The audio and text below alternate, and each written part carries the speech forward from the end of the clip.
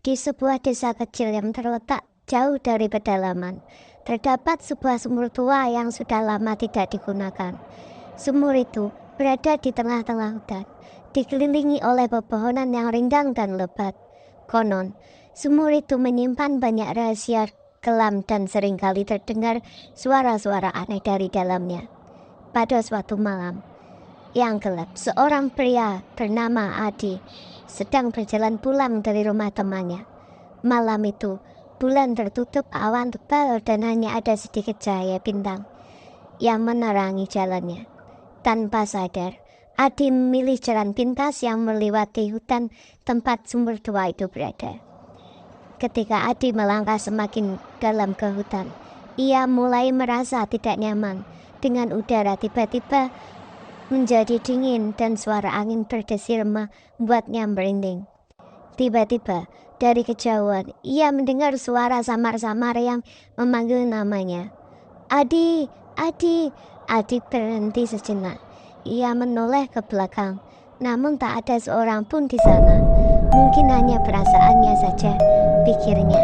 Namun, saat ia melanjutkan langkahnya, suara itu terdengar lagi, kali ini lebih jelas. Adi, tolong! Itu seperti berasal dari dalam sumur tua. Dengan penasaran yang bercampur rasa takut, Adi mendekati sumur itu. Ia berdiri di pinggir sumur dan mencoba mengintip ke dalamnya.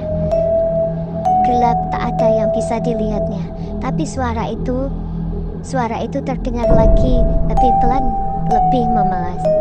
Tolong aku, Adi, aku di sini. Adi menggigil, lalu ia tahu bahwa tak ada seorang pun di dalam sumur itu. Tapi, kenapa suara itu begitu jelas? Suaranya yang seperti memanggil-manggilnya, meminta untuk mendekat meskipun hatinya dipenuhi ketakutan. Ada dorongan aneh yang membuatnya ingin menolong. Dengan tangan gemetar, Adi mencari batu besar di sekitar sumur dan melemparnya ke dalam sumur. Tak lama kemudian, terdengar suara yang gemericik air yang jauh di bawah sana. Tiba-tiba, dari dasar sumur muncul suara jeritan yang mengerikan, jeritan yang begitu kencang hingga membuat telinga Adi berdenging. Adi mundur ketakutan. Ia berbalik dan berlari sekuat tenaga menjauh dari sumur itu. Namun, setiap kali ia mencoba berlari, rasanya seperti kakinya semakin berat. Suara-suara dari sumur terus memanggil-manggil, semakin keras dan semakin menyeramkan. Akhirnya Adi tersandung dan jatuh. Saat ia mencoba bangkit, ia merasakan ada sesuatu yang menarik kakinya. Tangannya berusaha meraih tanah, namun kekuatannya semakin habis.